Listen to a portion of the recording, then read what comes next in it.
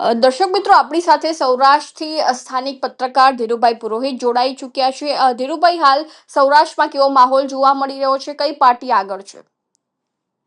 સૌરાષ્ટ્રમાં અત્યારે ભાજપ માટે સારી સ્થિતિ હોય એવું દેખાઈ રહ્યું છે, પણ આમ આદમી પાર્ટી ખાસ કરીને જુનાગઢ જિલ્લો અને જામનગર એ વિસ્તારોમાં આમ આદમી પાર્ટી ક્યાંક અને ક્યાંક કોંગ્રેસના ઉમેદવારો પણ આગળ ચાલે છે અથવા તો કેટલીક સીટો જીતી ચૂક્યા છે.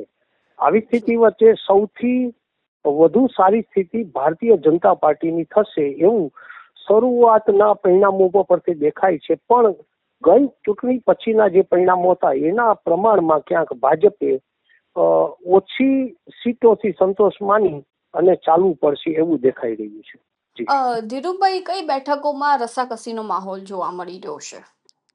અત્યારે વિસાવદર પંથકની જે બેઠકો છે, ખાસ કરીને માળિયાહાટીના વિસાવદર, ભેસાણ એ પંથકમાં, માણાવદર પંથકમાં અને જુનાગઢ તાલુકા પંચાયતની કેટલીક બેઠકો ઉપરાંત રાજકોટ નગરપાલિકા, જામનગરની કેટલીક બેઠકો ઉપર અત્યારે થોડીક બેઠકો ઉપર ભાજપ અને આમ આદમી પાર્ટી અથવા તો કોંગ્રેસ કટોકટીમાં ચાલે છે અને એકબીજા વચ્ચે 5-7-10 મતોના ફેરથી સ્પર્ધા કરી રહ્યા છે.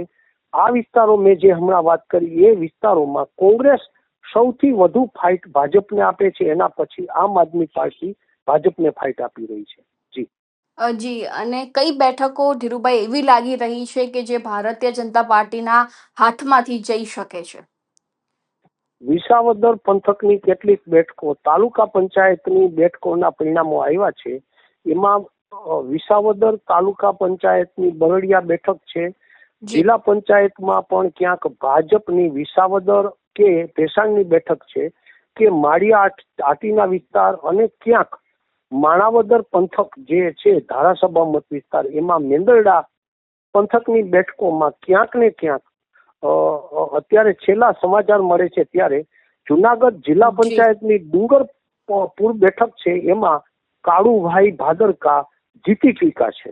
આવી સ્થિતિ વચ્ચે ક્યાંક ને ક્યાંક ભાજપ માટે કપરા ચઢાણ તો દેખાય છે, પણ મેં જે પેલા શરૂઆતમાં આપને કહ્યું એ પ્રમાણે ભાજપ ઘણી બધી બેઠકો જીતી જશે, પણ ક્યાંક ગઢાલા પણ સિંહ ગેલા જેવી સ્થિતિ થાય એવી શક્યતા દેખાઈ રહી છે.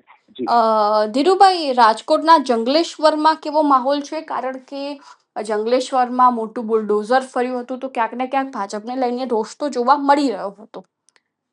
હા, જંગલેશ્વરની અંદર અત્યારે જે સ્થિતિ છે એ ક્યાંક ને ક્યાંક ભાજપને એ વિસ્તારના રોષનો સામનો મતોમાં થતો હોય એવું દેખાય છે.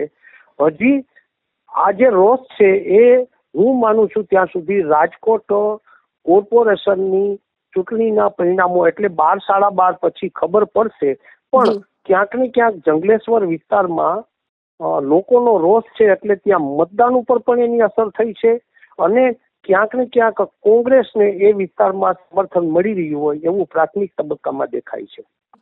જી ધીરુભાઈ, ખાસ સૌરાષ્ટ્રની અંતર્ગત જેટલી પણ મતદાનને લઈને માહિતી હોય અમારા સુધી પહોંચાડતા રહેજો, અને ખાસ અમે પણ તમારા સંપર્કમાં રહીશું. જી, ધન્યવાદ આપનો માહિતી આપવા બદલ.